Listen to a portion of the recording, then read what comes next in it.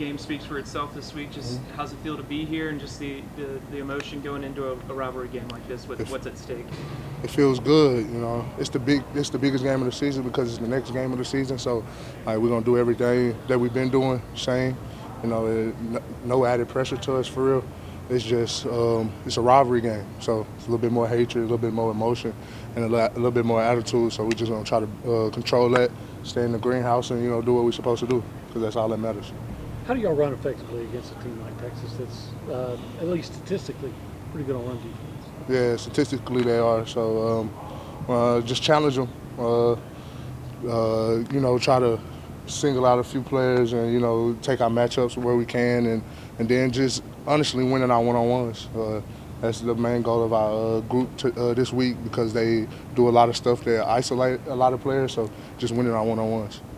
Sorry if we've asked you this before in the past, but where did the chair come from, and how are you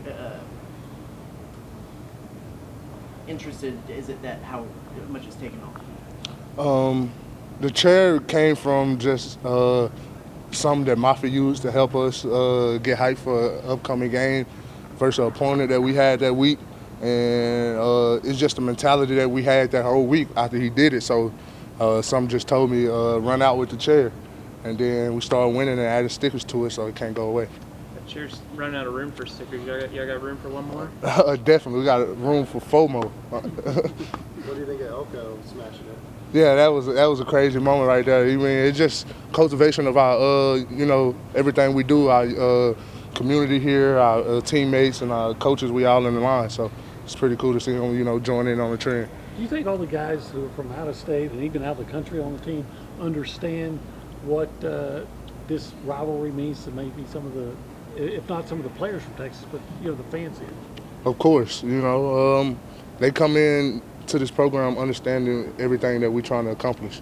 It's not just because we're from here we understand it. It's because we in this program we understand it. Because we have a great culture here and a great unity. So I'm pretty sure they understand what's at stake here. You guys talk about the mantra was finished this year. You're 11-0 heading into the final week. How vindicating is it to say, like, hey, everything we said we could do, we did it? Well, the job's not done yet. We ain't did everything we said we can do yet, so the job's not done. Everybody talks about the culture here, especially this season. How much do you feel like that's been different from years prior and other teams you've been on? It's different here because it just means more. Everything, every detail, every minute thing, it just means more here. And we got the ability to accomplish everything that everybody in the country want to accomplish. So it just gives us a little bit extra motivation. As one of the vocal leaders on this team, how do you channel emotions correctly in a rivalry game like this, where you don't necessarily play emotional out on the field? It starts with building a relationship with your teammates and know what gets them going and what calms them down. But a lot of these guys here are built for wars, built for these type of games. So I already know we might have to calm people down instead of pick people up this week, but just doing a good job and reminding people, don't get too high, don't get too low, stay level-headed until it's all zeros on the clock and we up by 100. You had said earlier before the year that you guys wanted to be the Joe Moore Award winners, and you are semi-finalists, probably going to be finalists, I think. Why should this team be or this O-line be the Joe Moore Award winner? For starters, for offensive linemen, physicality is one of the highest things on the board, and I feel like we're the most physical and most dominant offensive line unit in the country. Not just each position, but as a unit, we do it better than everybody else. And then our attention to detail, the schemes we run, we're good in it. We can run any type of scheme, zone, gap, downhill, and we pass protect. So we don't give up sacks. So everything you want from an elite offensive line, we check off the list. Now we just got to check off the Joe Moore. You guys have been so deep, playing 8, sometimes even 9 O-linemen.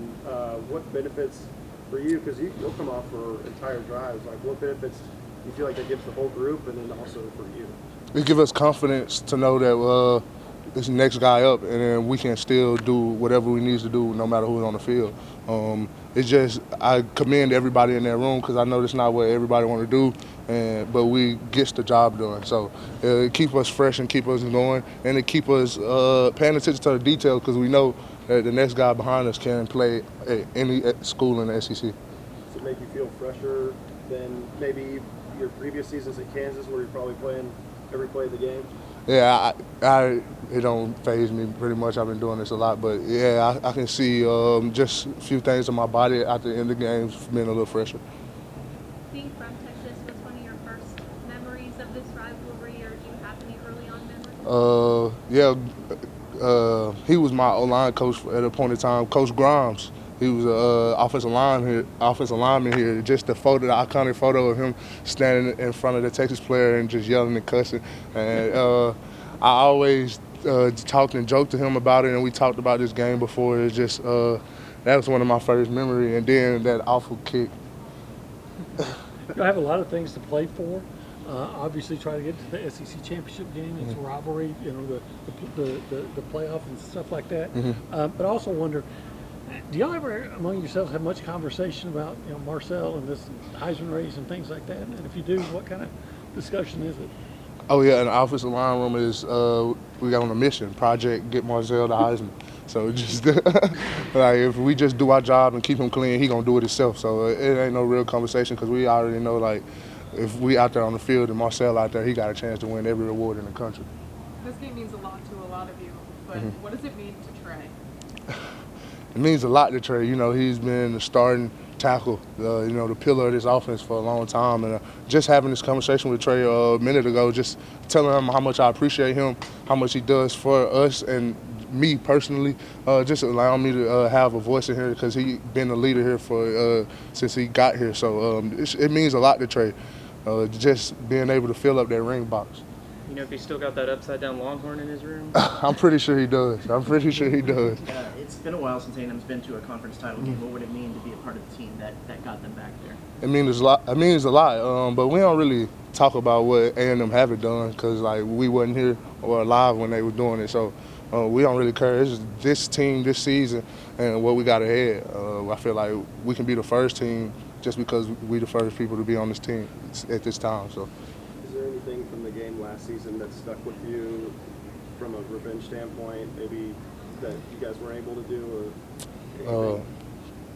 A few things, but we're gonna get it handled. I don't want to speak on nobody. Does it happen to Couple more. include the players stomping on the field after the game? Yeah, cowards do what cowards do. Elgo said he didn't have to tell you guys too much this week to get up, but what was his message to you guys? Nothing. He just put Texas A&M versus Texas. That's all he put on the board. It's week 12. That's all he had to put on the board because we got everything in front of us. We playing for championships. We playing for rings. So he could have put anybody on the board and we would have been up for it. What gives you the most confidence that you guys can add that last sticker to the chair this week? Our preparation, our attention to detail, our ins and out, and starting from not foul count, but since we lost the game in Vegas, like every step of the way, we've been really hitting it hard and paying attention to every detail and trying to check everything off the list, and we've done it so far. So just keep going.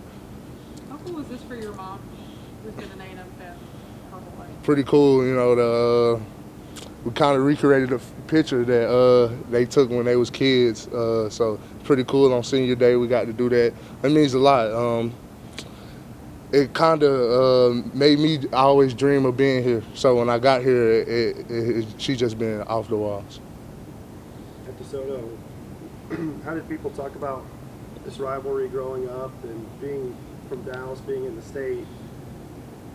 Did you watch it every Thanksgiving? Did you watch it? I mean, how important was it to you personally? I think the last time I watched it was when Justin Tucker made that kick. But yeah, so my offensive line coach in high school was coached by Coach Grimes. So I always had that connection with A&M. I always been looking at this school, not just any game.